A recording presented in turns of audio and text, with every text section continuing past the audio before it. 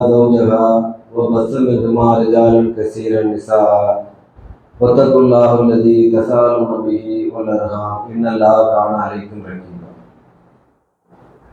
கண்ணியத்திற்குரிய எல்லாம் அல்ல அல்லாஹ் ஜலசான உதாராவின் நல்லடியார்களே, அல்லாஹுடைய பேரொருளால் அவனுடைய மாபெரும் கிருபையால் அவன் நம்மீது கடமையாக்கியிருக்கக்கூடிய ஜும்மா என்கிற வணக்கத்தை நிறைவேற்றுவதற்காக நாம் இங்கே அமர்ந்திருக்கின்றோம். இந்த நல்ல நேரத்திலே ஒரு முஸ்லிமிடம் இருக்க வேண்டிய முக்கியமான அம்சமான நற்குணம் என்பதை பற்றி நாம் இந்த உரையிலே பார்ப்போம். இஸ்லாமிய மார்க்கத்தை சரியாக புரிந்து கொண்ட முஸ்லிம்களாக இருந்தால் சரி, ஏகத்துவ கொள்கையை விளங்கிய தவறுவாதிகளாக இருந்தாலும் சரி, தங்களுடைய அன்றாட வாழ்விலே நற்குணம் என்று சொல்லக்கூடிய பண்பு இல்லாமல் இருந்த காரணத்தினால் பிற சமுதாய மக்கள் கூட இந்த இஸ்லாத்தின் பக்கம் வருவதற்கு அவர்களே தடையாக இருக்கக்கூடியதை நம்ம கண்கூடாக பார்க்க முடிகிறது. பிற சமுதாய மக்கள் நாம சொல்லக்கூடிய பிரசங்கத்தையோ நாம அளிக்கக்கூடிய வாதத்தையோ பார்த்து இந்த மார்க்கத்தின் பக்கம் ஈர்க்கப்பட மாட்டார்கள். ஒரு முஸ்லிம் எப்படி தன்னுடைய வாழ்க்கை அமைத்திருக்கிறான் என்பதை பார்த்துதான் அவர்கள் இஸ்லாத்தை அறிந்து கொள்வதற்கு ஆர்வம் கொள்வார்கள். ஹெச் ஸ்டீவன்சன் என்று சொல்லக்கூடிய ஒரு பிரச்சாரகர், மேலை நாட்டு பிரச்சாரகர், அவர் குறிப்பிடுகிறார், பிற்காலத்திலே அவர் இஸ்லாத்தை தழுவி யூசுப் இஸ்லாம் என்று தன்னுடைய பெயரை மாற்றிக் கொண்டார். அந்த ஸ்டீவன்சன் என்று சொல்லக்கூடிய பிரச்சாரகர் குறிப்பிடுகிறார், இஸ்லாம் என்பது ஒரு அழகிய பூந்தோட்டம். இஸ்லாம் இருக்கிறது, அது ஒரு அழகிய பூந்தோட்டம். அதனுடைய நறுமணத்தை பார்த்து, அதில் உள்ள பூக்களை பார்த்து அனைவரும் அதில் வருவதற்கு ஆசைப்படுவார்கள்.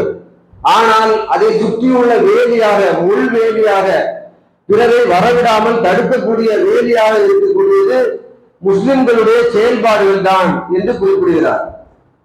அப்ப இஸ்லாத்தை பார்த்து பிற சமுதாய மக்கள் வருவதற்கு ஆசைப்படுவார்கள். ஏனென்று சொன்னால் இஸ்லாமிய மார்க்கத்தினுடைய கருத்துக்கள் அப்படி இருக்கிறது, இஸ்லாம் சொல்லக்கூடிய அறிவுரைகள் அப்படி இருக்கிறது, இஸ்லாத்தினுடைய சட்டத்திட்டங்கள் அப்படி இருக்கிறது, இஸ்லாம் இந்த உலகத்திற்கு வழங்கியிருக்கக்கூடிய பல்வேறு செய்திகள் அப்படி இருக்கிறது. அதையெல்லாம் பார்த்து பிற சமுதாய மக்கள் இஸ்லாமிய மார்க்கத்தின் பக்கம் ஈர்க்கப்படக்கூடியவராக தான் இருக்கிறார்கள். ஆனால் அவர்கள் வருவதற்கு தடையாக இருக்கக்கூடியது முஸ்லிம்களுடைய செயல்பாடுகள். பல பிற சமூகங்கள் பேசக்கூடிய நாம் பார்க்கக்கூடிய இஸ்லாமிக் குட், முஸ்லிம்ஸ் ஆர் பேட்னு சொல்லுவாங்க. இஸ்லாம் சிறந்ததாக இருக்கிறது, கொள்கை சிறந்ததாக இருக்கிறது, கோட்பாடு சிறந்ததாக இருக்கிறது. ஆனா நீங்க இப்படி இருக்கிறீங்களா, முஸ்லிம்கள் இப்படி இருக்கிறாங்களா, அதை பின்பற்றக்கூடிய நீங்களே இப்படி இருக்கும் பொழுது நாங்க எப்படி அல்ல எங்களுடைய வாழ்க்கை எப்படி மாறப்போகுது என்று கேள்வி கேட்கக்கூடியவர்களாக தான் பிற சமுதாய மக்கள் இருக்கிறார்கள். ஒரு கடை இருக்கிறது, அந்த கடையில இருக்கக்கூடிய சாதனங்கள் திங்ஸ் எல்லாமே ஒரு தரம் வாய்ந்ததாக சிறந்ததாக இருக்கிறது. அந்த கடையில் உள்ள தரம் வாய்ந்த பொருட்களை வாங்குவதற்கு கஸ்டமர் வாடிக்கையாளர்கள் வர விருப்பப்படுவாங்க. ஆனா கடைக்கு முன்னாடி 2 பேர் குடிச்சுட்டு ஆடிட்டு இருந்தாங்கன்னா கடைக்கு முன்னாடி யாராவது வர முடியுமா? இல்லைன்னா கடையில வியாபாரம் செய்யக்கூடிய அது வியாபாரத்தை நடத்தக்கூடிய சேல்ஸ்மேன்கள் சரியா இல்லைன்னு சொன்னா, வியாபாரம் செய்யக்கூடிய சரியா இல்லைன்னு யாராவது கடையில வாடிக்கையாளர்கள் சாதனம் வாங்குவாங்க. நல்ல சாதனமா இருந்தாலும் கடையில உள்ள ஆள் சரியில்லையே, ஓனர் சரியில்லையே, என்ன போய் வாங்குறது அப்படின்னு சொல்லி கடைக்கு வராமலே திரும்ப போயிடுவான். அப்ப இஸ்லாமிய மார்க்கம் சிறந்ததா இருக்கிறது, முஸ்லிம்கள் சிறந்தவளா இல்லை, அவருடைய நடவடிக்கை சிறந்ததா இல்லை என்பதற்காகத்தான் நிறைய இஸ்லாத்திற்கு வெளியில் இருக்கக்கூடிய முஸ்லிம் அவர்கள் கொள்கை பக்கம் கோட்பாடுகள் பக்கம் வருவதற்கு தயங்குகிறார்கள். இஸ்லாம் இந்த உலகத்திலே மக்கள் மத்தியிலே பரவி மக்கள்கிட்ட ரீச் ஆனதுக்கு முக்கிய காரணமே இந்த கொள்கையை பிரசங்கம் மூலமாக பிரச்சாரம் செய்து கொண்டு வந்து சேர்க்கல. அந்த காலகட்டத்திலே வாழ்ந்த முஸ்லிம்களுடைய வாழ்க்கை முறையை பார்த்தா மக்கள் இந்த கொள்கை பக்கம் வந்தாங்க. ஆரம்ப காலகட்டத்திலே இந்த இஸ்லாத்தின் பக்கம் பிற சமுதாய மக்கள் எப்படி வந்தாங்க? இன்னைக்கு மாதிரி சமூக ஊடகங்கள் இருந்தா பரப்பி விடுறதுக்கு மார்க்கத்தை சொல்றதுக்கு கிடையாது. மேடை போட்டு பிரசங்கம் பண்ண முடியுமா? முடியாது. பத்திரிகை வாயிலாக செய்தியை கொண்டு போய் சேர்க்க முடியுமா? முடியாது. சிடி கேசட்டுகள் மாதிரி ஏதாவது உண்டா? ஒண்ணுமே கிடையாது அந்த காலகட்டத்தில். ஆனாலும் இஸ்லாத்தின் பக்கம் மக்கள் வந்தாங்க. இஸ்லாம் முஸ்லிம் அல்லாத சகோதரர் மத்தியில எப்படி போய் சேர்ந்ததுன்னா, அரபி மொழி தெரியாத மக்கள்கிட்ட கூட அரபி மொழி பேசக்கூடிய மக்கள்கிட்ட இஸ்லாம் போய் சேர்ந்தது. அது எப்படி போய் சேர்ந்தது? மொழிபெயர்ப்பாளர்கள் டிரான்ஸ்லேட்டர்ஸ் இந்த காலகட்டத்தில் இருந்தாங்களா? கிடையாது. ஆனாலும் போய் சேர்ந்தது என்று சொன்னால் எப்படி போய் சேர்ந்தது நம்ம சிந்தித்து பார்க்கணும். போய் சேர்ந்ததற்கான காரணம் இன்னைக்கு இந்தியாவுக்கு எல்லாம் வந்து இஸ்லாம் எப்படி வந்தது? முஸ்லிம்களுடைய செயல்பாடுகளை பார்த்து வந்தது. முஸ்லிம் மக்களுடைய நாணயம், நேர்மை, அவருடைய ஒழுக்கமான வாழ்க்கை, தூய்மையான செயல்பாடு அனைத்தையும் பார்த்து பிற சமுதாய மக்கள் இப்படிப்பட்ட வாழ்க்கை எப்படி ஒரு வாழ முடியுது, எப்படி ஒரு நாள் இந்த மாதிரியான குணாதிசயங்களெல்லாம் இருக்க முடியுது, இந்த நற்குணங்கள் இவர்களுக்கு எங்கிருந்து வந்தது என்று சொல்லி பிற சமுதாய மக்கள் தேடி பார்க்கிறாங்க. இவருடைய செயல்பாடுகளை பார்க்கிறாங்க. இந்தியாவுக்கு எல்லாம் கேரள பகுதிகளில் வந்து சொல்றாங்க. பிற்காலத்துலதான் படையெடுப்பின் மூலமா வந்திருக்கிறான். படையெடுப்புக்கு முன்னாடியே இஸ்லாம் இந்த நாட்டிற்கு வந்தது. எப்படி வந்து வியாபார நிமித்தமாக இந்த நாட்டிற்கு முஸ்லிம்கள் வந்தாங்க. வியாபார நிமித்தமா வந்த மக்களுடைய அந்த வியாபாரத்திலே காட்டிய நேர்மை, ஒழுக்கம், பொய் சொல்லாத செயல்பாடு இதெல்லாம் பார்க்கிறாங்க. இவங்களுடைய செயல்பாடுகளுக்கு என்ன காரணம்? அப்ப இவங்களுக்கு இந்த நிலைமை குணாதிசயங்களுக்கு என்ன காரணம் என்று அவங்க தேடும் பொழுது இஸ்லாமிய ஒரு மார்க்கத்தை பின்பற்றுறாங்க. இந்த இஸ்லாமிய மார்க்கத்தை சொன்ன அந்த தூதருடைய வாழ்க்கையை பார்க்கிறாங்க, அதை படிக்கிறாங்க, இஸ்லாத்துக்கு வர. இப்படிதான் இஸ்லாம் வந்து உலகத்துல முஸ்லிம் அல்லாத மக்கள்கிட்ட போய் சேர்ந்தது, அரபு அல்லாத மக்கள்கிட்ட போய் சேர்ந்தது என்னன்னா முஸ்லிம்களுடைய செயல்பாடுகளை பார்த்தான். முஸ்லிம்களுடைய செயல்பாடுகள் எப்படி இருக்கு மக்கள் பிற மக்கள் பார்க்கிறாங்க, இந்த இஸ்லாத்தின் பக்கம் வர்றாங்க.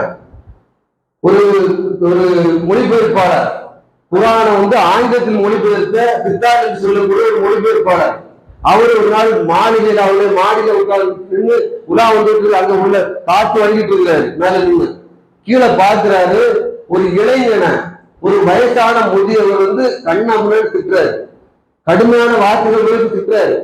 இந்த இளைஞன் கை கட்டி பணியோடு கேட்டுக்கொண்டு நிற்கிறான். இவருக்கு ஆச்சரியமா இருக்குது. இந்த பையன் நினைச்ச, அந்த இளைஞன் நினைச்சா ஒரு அடி கொடுத்தா அந்த வயதான கீழே விழுந்துருவாரு. அந்த மாதிரி ஒரு கடுமையா பேசுறாரு, ஏதோ பேசுற கோபத்துல கை கால் நீட்டி பேசுறாரு. ஆனா இளைஞர் ஒண்ணுமே அசைவில்லாம நிற்கிறான். இவருக்கு ஆச்சரியமா இருக்கு. அந்த முதியவர் சென்ற பிறகு அந்த இளைஞரை கூப்பிட்டு விசாரிக்கிறாரு, என்னப்பா அந்த பிரச்சனை, அந்த முதியவர் இவ்வளவு திட்டுறாரு, பேசாம நிற்கிறேன் என்று கேட்கும் பொழுது அந்த இளைஞன் சொன்னா, நான் ஒரு கட்டத்துல நல்ல வசதி இல்லாத நிலைமையில கஷ்ட காலகட்டத்துல அந்த முதியவர்கிட்ட கொஞ்சம் பணம் பொருளாதாரம் கடனை வாங்கினேன். அந்த கடனை என்னால குறித்த நேரத்துல கொடுக்க முடியல, நான் வாக்குறுதி கொடுத்த நேரத்துல கொடுக்க முடியல. கடன் வாங்கியவருக்கு கடன் கொடுத்தவருக்கு உரிமை உண்டு என்று சொல்லி எங்களுடைய தலைவர் முஹம்மது ஸல்லல்லாஹு அலைஹி வஸல்லம் அவர்கள் சொல்லி இருக்கிறார்கள். அதனால அவருக்கு என்ன திட்டுறதுக்கு உரிமை இருக்குது. நான் கொடுக்க முடியாதனால அதை கேட்கறதுக்கு கடமை வேண்டாம் இருக்குது. நான் கொடுத்த பிறகு அவர்கிட்ட மன்னிப்பு கேட்டு அதை நிறுத்தி செய்து கொள்ள என்று சொல்லி அதனால அமைதியாக இருந்தேன்னு அந்த இளைஞர் வந்து விவரிக்கிறார். அதை கேட்ட உடனே அந்த அறிஞருக்கு, அந்த பித்தார் என்று சொல்லக்கூடிய அந்த அறிஞர், ஒரு ஆங்கில அறிஞருக்கு ஆச்சரியப்பட்டு, இப்படிப்பட்ட ஒரு கொள்கை ஒரு இளைஞருடைய உள்ளத்துல ஊறி இருக்குன்னா இந்த கொள்கையை சொன்னவர் யாரு, அவருடைய வாழ்க்கை எப்படிப்பட்டதா இருக்குன்னு சொல்லி அவர் ஆராய முற்பட்டுதான் இறுதியில வந்து திருமலை குர்ஆனை வாசிச்சு, திருமலை குர்ஆன் அரபு மொழியை படித்து அதை வாசித்து திரும்ப அதை ஆங்கிலத்தில் மொழிபெயர்த்து அவர் இஸ்லாத்தை தழுவினார். அப்போ ஒரு அறிஞர் ஒரு சாதாரண ஒரு சின்ன ஒரு நபிமொழியை ஒரு இளைஞர் அமல்படுத்துறாரு. ஒரு சின்ன நபிமொழி, ஒரு கடன் வாங்கியிருக்கிறாரு, கடன் கொடுக்க முடியாம போயிருது, கடன் தந்தவர் திட்டுறாரு, இவர் வாங்கிட்டு இருக்காரு. ஒரு நபிமொழியை அந்த இடத்துல அமல்படுத்துறாரு. எது எகிரி சத்தம் போடவோ, பணம் தரம்பையா போடான்னு சொல்லவோ, அந்த முதியவரை தள்ளி ஒண்ணுமே செய்யாம அமைதியா நிற்கிறாரு. அமைதியா நிற்கிறதுக்கான காரணம் எங்களுடைய தலைவர் இப்படி அமைதியா நிற்க சொல்லிருக்கிறாரு, உரிமை அவருக்கு இருக்கிறது, நான் கடனை கொடுக்க வேண்டியது கடமை வேண்ட இருக்குது, நான் தவறு செய்துட்டேன், அதனால அதுக்கான பரிகாரமா வாங்கிட்டு நிற்கிறேன்னு சொல்லி அந்த இளைஞன் சொன்ன காரணத்தினால அந்த மனிதர், அந்த ஒரு அறிஞருக்கு வந்து உலகத்துல ஊடுருவது. இப்படிப்பட்ட ஒரு மாற்றத்தை ஒரு மனிதர் கொண்டு வந்து ஒரு தலைவர் கொண்டு வந்திருக்கிறாரு. இந்த உலகத்திற்கு இறைத்துவராக வந்த முகமது என்று சொல்லக்கூடியவர் எப்படிப்பட்ட ஒரு மாற்றத்தை மக்கள்கிட்ட கொண்டு வந்திருக்கிறார் சொல்லி அவர் ஆராய்ந்து பார்த்து இஸ்லாத்தை தழுவுகிறார் சொன்னால், நாம பிரசங்கம் மூலமா தான் மக்களை கொண்டு வர முடியாது, நம்ம மக்கள்கிட்ட விவாதம் பண்ணிதான் மக்களை கொண்டு வர முடியாது, நம்முடைய செயல்பாடு கொண்டு வரும்.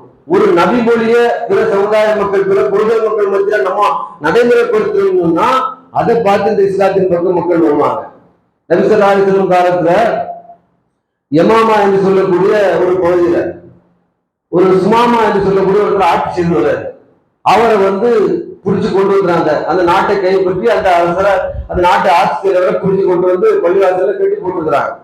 கட்டி போட்டா அந்த அந்த மனிதர் வந்து என்ன நினைப்பாரு, நம்மளை புடிச்சுட்டு வந்தாங்க, நம்மளை எப்படி கொல்ல போறாங்க அப்படின்னு அந்த நினைப்புல தான் இருப்பாரு. ரசூல் ஸல்லல்லாஹு அலைஹி வஸல்லம் அவர்கள் அவரை ஒண்ணும் செய்ய வேண்டாம், கட்டி போடுன்னு அந்த மனிதத்தை ரசூலுல்லாஹ் வந்து கேட்கிறாங்க. இப்ப நீ என்ன நினைக்கிற அப்படின்னு கேட்கும் பொழுது அந்த மனிதர் சொல்றார், இன் தகுல் நீ தகுல்த அதமின், நீங்கள் கொலை செய்ய விரும்புவதாக இருந்தால் கொலை செய்வதற்கு நான் தகுதியானவன் தான். இந்தும் அலா சாக்கிர், அதே நேரம் நீங்கள் மன்னித்து விடுன்னு நான் நினைக்கிறேன். நீங்கள் மன்னித்து விட்டால் நான் உங்களுக்கு நன்றியுள்ள அடியானாக இருப்பேன் அப்படின்னு அந்த மனிதர் சொல்றாரு. ரசூல் ஸல்லல்லாஹு அலைஹி வஸல்லம் அப்படியா சொல்லி போயிடுறாங்க.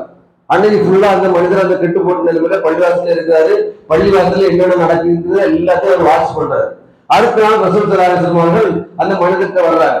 இப்ப என்ன நினைக்கிற, நான் என்ன செய்ய போறேன்னு நினைக்கிறேன்னு கேட்டோம்னா அந்த மனிதர் அதே வார்த்தையெல்லாம் சொல்றாரு, நீங்க கொல்ல நினைக்கிறதா இருந்தா கொல்வதற்கு தகுதியானவன் நான் தான். ஆனா அதே நேரம் மன்னித்து விட்டீங்கன்னு சொன்னா உங்களுக்கு நான் நன்றியுள்ள அடியானாக இருப்பேன். அப்போ அந்த மனிதர் சொல்றாரு. நான் சொல்ல திரும்பவும் போயிடுறேன். அந்த மனிதர் அப்படிதான் இருக்கிறாரு. அங்க நடக்கிற நிகழ்வுலாம் பாக்குறாரு. மூன்றாவது நாளும் அதே மாதிரி ரசூல் ஸல்லல்லாஹு அலைஹி வஸல்லம் போறாங்க. வந்து மனிதர்கிட்ட அதே மாதிரி கேள்வி கேட்கிறாரு. கேட்டவுடனே அதே அந்த மனிதர் சொல்றார், நீங்க என்ன கொள்றதா இருந்தா அதுக்கு தகுதியானவன் நான் தான். ஆனா அதுல மன்னித்து விட்டால் நான் உங்களுக்கு நன்றியுள்ள அடியானாக இருப்பேன்னு சொல்லி மூன்றாவது நாள் சொன்னார். ரசூல் அவரை மன்னிச்சு விட்டுருங்க, அவுத்து விட்டுருங்கன்னு சொன்னாங்க. அந்த மனிதர் என்ன பண்றாரு, போயிட்டு குளிச்சுட்டு வந்து கலிமாவை சொல்லி இஸ்லாத்தை ஏற்றுக்கொண்டு ரசூலுல்லாஹ் சொல்றாரு, இந்த உலகத்திலேயே நீங்க என்ன இன்னைக்கு மன்னித்து விடுவது வரைக்கும் முன்னாடி வரைக்கும் எனக்கு பிடிக்காத ஒரு மனிதர் உண்டு என்று சொன்னால் அது நீங்க தான். எனக்கு பிடிக்காத ஒரு மார்க்கம் உண்டு என்று சொன்னால் அது இஸ்லாம் தான். பிடிக்காத ஒரு இடம் உண்டு என்று சொன்னால் அது இந்த மதீனா தான். ஆனா இன்றைக்கு நான் இந்த நேரத்துல நான் சொல்றேன், எனக்கு உலகத்திலே பிடித்த இடம் இந்த மதீனா தான். உலகத்திலே பிடித்த மார்க்கம் இஸ்லாம் தான். எனக்கு உலகத்திலே பிடித்த மனிதர் நீங்கள் தான் என்று சொல்லி ரசூலுல்லாஹ்விடம் சொல்லி இஸ்லாத்தை தழுவியதாக நம்ம அந்த செய்தியை பார்க்க முடிகிறது. அப்ப அந்த மனிதர் இந்த இஸ்லாத்தின் பக்கம் வருவதற்கு காரணம் என்ன, மன்னிப்புங்கிற ஒரு விஷயம். இன்னொரு விஷயம் அந்த நடக்கிற நிகழ்வுகள் எல்லாம் பார்த்திருப்பாங்க, வரக்கூடிய மக்களுடைய செயல்பாடெல்லாம் பார்த்திருப்பாங்க. ஒரு தலைவர் சொன்ன காரணத்தினால வேற யாருமே அந்த மனிதரை ஒரு எதிரியாக இருந்த பிறகு கூட அவருக்கு எந்த தீங்கும் விளைக்கல, எந்த கஷ்டமும் படுத்தல.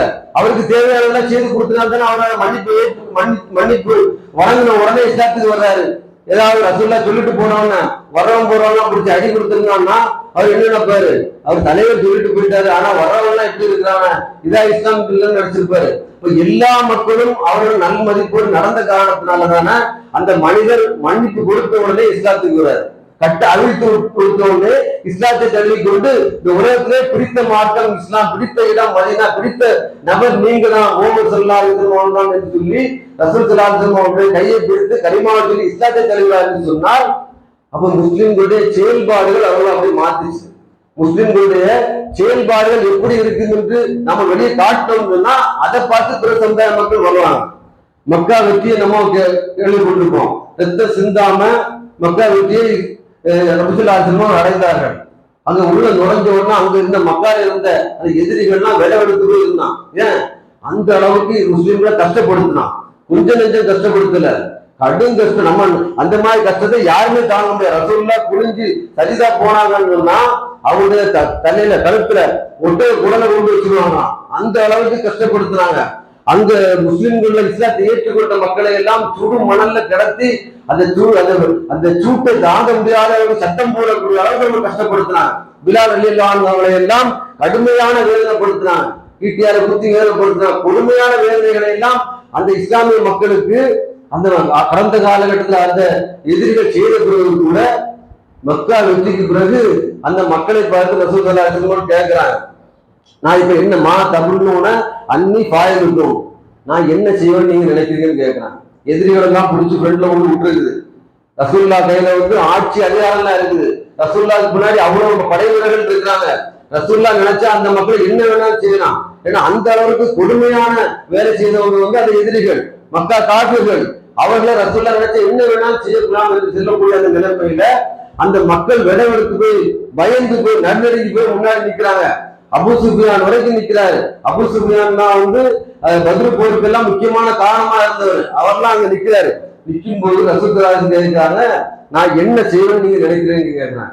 கேட்கும் பொழுது அந்த நேரத்துல கூட அந்த எதிரிகளுக்கு ரசூலுல்லாஹ் மேல எந்த மாதிரியான எண்ணம் இருக்கு பாருங்க, எவ்வளவு நன்மதிப்பு இருந்திருக்கு பாருங்க. ரசூலுல்லாஹ் மேல எவ்வளவு அந்த ஒரு மதிப்பு மரியாதை இருந்ததுன்னா ரசூலுல்லாஹ்கிட்ட அந்த நேரத்துல கூட சொல்றாங்க, பயந்து போயிருக்கிற நேரத்துல சொல்றாங்க, அஹும் கரீம் ஒவ்வொரு அஹும் கரீம், நீங்கள் கண்ணியமான மனிதர். ரசூலுல்லாஹ் கேட்கிறாங்க, அந்த எதிரிகளை முன்னாடி நிக்க வச்சு பின்னாடி படைகளோட ரசூலுல்லாஹ் இருந்து கேட்கிறாங்க, உங்களை என்ன செய்ய போறது நீங்க நினைக்கிறீங்க என்று கேட்கும் பொழுது அந்த மக்கள் சொல்ல அஹும் கரீம், நீங்கள் கண்ணியமான மனிதர். ஒவ்வொரு அஹும் கரீம், உங்க வாப்பாவும் கண்ணியமானவர், நீங்க கண்ணியமானவரு மகன் வேற. இப்படி ஒரு ரசூலுல்லாஹ் மென்மைப்படுத்தி என்ன தப்பிக்கணும், அந்த இடத்துல உயிர் பிச்சை கேட்கறதுக்காக வேண்டி ரசூலுல்லாஹ் சொல்றாங்க, நீங்க கண்ணியமான மனிதர், நீங்கள் கண்ணியமான மனிதனுடைய மகன் வேற என்று சொல்லி ரசூலுல்லாஹ் சொல்றாங்க. சொன்னவங்க ரசூல் சொல்கிறார்கள், இதுகோ அந்தும் துலக்கா, போயிருக்கப்பா உங்களுக்கு மன்னிப்பு வழங்குகிறேன்னு சொன்னாங்க. எந்த அரசரோ எந்த அதிபரோ எந்த ஆட்சித் தலைவரோ இந்த மாதிரி நடவடிக்கையை செய்ய முடியாது. இன்னைக்கு நம்ம பார்க்கிறோமா இல்லையா, ஒரு சாதாரண ஒரு சின்ன பிரச்சனைகளுக்காக கூட 2 நாடுகளுக்கு கூட பிரச்சனை வந்துருது. இன்னைக்கு பாருங்க, ஒரு 26 பேரை கொலை பண்ணிட்டாங்கிற ஒரு காரணத்துக்காக இன்றைக்கு அதுக்கு பதிலடியாக எத்தனை மக்களை கொலை நடக்குது. இன்னைக்கு அதுக்கு பதிலடியாக அதுக்கான காரணங்களை கண்டுபிடிக்காம அதுக்கான சூழ்நிலைகளை தெரிந்து கொள்ளாமல் இன்றைக்கு நிறைய பார்ப்போம். இப்படி இன்றைக்கு ஒரு நாடு இன்னொரு நாட்டின் மீது ஏதாவது ஒரு காரணம் கிடைக்காதா, படையெடுத்து கொலை செய்வதற்கு மக்களை கொள்வதற்கு காரணம் கிடைக்காதா தேடிக்கொண்டிருக்கக்கூடிய சூழ்நிலையில ரசூலுல்லாஹ்வுக்கு கடுமையான வேதனை கிடைத்தவர்கள் இந்த மக்கா காபிர்கள், மக்கா குறைசிகள். அந்த மக்கள் முன்னாடி நிற்கும் பொழுது கூட ரசூல் ஸல்லல்லாஹு அலைஹி வஸல்லம் சிறிய தந்தைகள்லாம் அவ்வளவு கொடுமையான முறையில கொலை செய்தாங்க, அது கடுமையான வேதனை கொடுத்து கொலை செய்தாங்க. அப்படிப்பட்ட அந்த மக்களை கூட ரசூல் ஸல்லல்லாஹு அலைஹி வஸல்லம் முன்னாடி நிற்காதீங்க தூதர்கள் விரட்டி விட்டாங்க, கண்டன வழங்கல. ரசூலுல்லாஹ் மன்னிக்கிறது கூட அவ்வளவு தயக்கம், அந்த அளவுக்கு வேதனையான வேலைகளை அந்த குறைசிகள் செய்திருந்தாங்க. அப்படிப்பட்ட பிறகு கூட ரசூல் ஸல்லல்லாஹு அலைஹி வஸல்லம் உங்களுக்கு எல்லாம் மன்னிப்பு சென்று விடுங்கள் என்று ரசூலுல்லாஹ் அந்த மக்களை விரட்டி விட்டாங்க. அந்த மக்கள் அனைவரும் இஸ்லாத்துக்கு வந்தாங்க. விரட்டி விட்ட காரணத்தினாலதான் அந்த மக்கள் எல்லாம் பிற்காலத்தில் இஸ்லாத்திற்கு வந்தாங்க. அப்ப நம்ம செயல்பாடு, முஸ்லிமுடைய செயல்பாடு பிற சமுதாய மக்கள் மத்தியில இஸ்லாத்தின் பக்கம் வருவதற்கான தாக்கத்தை ஏற்படுத்தும். மக்களிடம் நம்முடைய செயல்பாடு தாக்கத்தை ஏற்படுத்தும் போது அவங்க இஸ்லாத்தின் பக்கம் வருவாங்க. ரசூல் ஸல்லல்லாஹு அலைஹி வஸல்லம் அவருடைய வாழ்க்கையை பற்றி அவருடைய மனைவி மாட்ட கேட்கும் பொழுது அவர்கள் சொல்கிறார்கள், கைஃபகான குலுக்கு ரசூலுல்லாஹி, ரசூலுல்லாஹ்வுடைய வாழ்க்கை எப்படி இருந்தது என்று சொன்னால், கான குலுக்குல் குர்ஆன், குர்ஆனாகவே வாழ்க்கை இருந்தது. குர்ஆன்ல என்ன சொல்லப்பட்டிருக்கிறதோ அப்படிதான் ரசூல் ஸல்லல்லாஹு அலைஹி வஸல்லம் அவர்களுடைய வாழ்க்கை இருந்தது. குர்ஆனால வாழ்க்கை இருந்தா என்ன, குர்ஆன்லயே அல்லாஹ் ரசூலுல்லாஹ் பற்றி இப்படிப்பட்ட வாழ்க்கை வாழ்ந்தான்னு சொல்றான். இன்னக்கல் அலா குலுக்கின் அலியின், நபியே நீங்கள் மகத்தான குணமுடையவராக இருக்கிறீர்கள், நீங்கள் மகத்தான குணமுடையவராக இருக்கிறதுனாலதான் இந்த மக்கள் உங்களை தேடி வர்றாங்க. நீங்க மட்டும் கடுகடுப்போடு இருந்திருந்தீங்கன்னா இந்த மக்கள் உங்களை விட்டு விருண்டோடு இருப்பார்கள் சொல்லி அல்லாஹ் ரப்பல் ஆலமீன் ரசூல் ஸல்லல்லாஹு அலைஹி வஸல்லம் அவர்களுக்கு சான்றிதழ் வழங்கினான். அப்ப அந்த சான்றிதழ் வழங்குவதற்கான காரணம் என்ன, ரசூலுல்லாஹ்வுடைய அந்த செயல்பாடு தான். அவருடைய அந்த இரக்கம், அவருடைய மன்னிக்கக்கூடிய மனப்பான்மை, அவருடைய நேர்மை, நாணயம், இந்த மாதிரியான பண்புகள் தான் பிற சமுதாய மக்களை இந்த இஸ்லாத்தின் பக்கம் ஈர்க்கப்பட செய்யக்கூடியதா இருந்தது. ஒரு தடவை பள்ளிவாசல்ல ஒரு காட்டு இறங்கி சிறுநீர் கழிச்சிருந்தாரு. இன்னைக்குலாம் ஒரு பள்ளிவாசல்ல ஒரு சின்னதா தாக்குதல் பிற சமுதாய மக்கள் மூலமா வந்துட்டு இருந்தா நம்முடைய ரியாக்ஷன் எப்படி இருக்குது, அதுக்கு பதிலடியா நம்ம என்னெல்லாம் செய்யணும் ஆர்வம் பண்ணோம். ஆனா ரசூல் ஸல்லல்லாஹு அலைஹி வஸல்லம் அவருடைய காலத்துல அவருடைய பள்ளிவாசல்ல ஒரு அரபி காட்டு அரபி பிற சமுதாயத்தை சேர்ந்தவர் சிறுநீர் கழிக்கிறார். எல்லா மக்களும் பாஞ்சு அவர் அடிக்கிறதுக்கு போறாங்க, ரசூலுல்லாஹ் எல்லாரையும் தடுக்கிறார். அவங்க சிறுநீர் கழிச்சு முடியும்னு சொல்றாங்க. அவர் சிறுநீர் கழிச்சு முடிச்சப்பறம் அவரை கூப்பிட்டு அவருக்கு அறிவுரை, புனிதமான இடம், இறைவனை தொழக்கூடிய இடம், இங்கு சிறுநீர் கழிக்க கூடாது என்று சொல்லி அவருக்கு அறிவுரை சொல்லி வழங்கி அனுப்பியிருக்கார் ரசூல் ஸல்லல்லாஹு அலைஹி வஸல்லம் அவர்கள். அப்ப இந்த மாதிரியான மென்மையான அணுகுமுறைகள் தான் பிற சமுதாய மக்களை இஸ்லாத்தின் பக்கம் வரக்கூட செய்யக்கூடியதா இருக்கும். ஆனா இன்னைக்கு ஒரு இஸ்லாத்தை சரியான முறையில் கடைபிடிக்கக்கூடிய மக்களாக இருந்தா கூட, ஐவேளை தொழுகையை நிகழ்த்தக்கூடியவர்களாக இருந்தா கூட, பள்ளிவாசல் விட்டு வெளியே போனோட அவருடைய செயல்பாடுகளே மாறி போயிடுது. ஒருத்தர் அட்ரஸ் கேட்டா கூட அந்த அட்ரஸ் சொல்றது கூட கடுகடு போய் சொல்லக்கூடிய மக்களை நம்மளே பார்க்க முடியும். எவ்வளவு இபாதசாலியா இருந்தா கூட அவருடைய செயல்பாடு வேற மாதிரி போயிடுது. தொழுகை இபாதத்துகள் விஷயத்துல மட்டும்தான் கரெக்டா இருக்காங்களே தவிர நற்குண விஷயத்துல முஸ்லிம்கள் ரொம்ப கீழ்மட்டத்தில் இருக்கக்கூடியதை நம்ம பார்க்க முடியாது.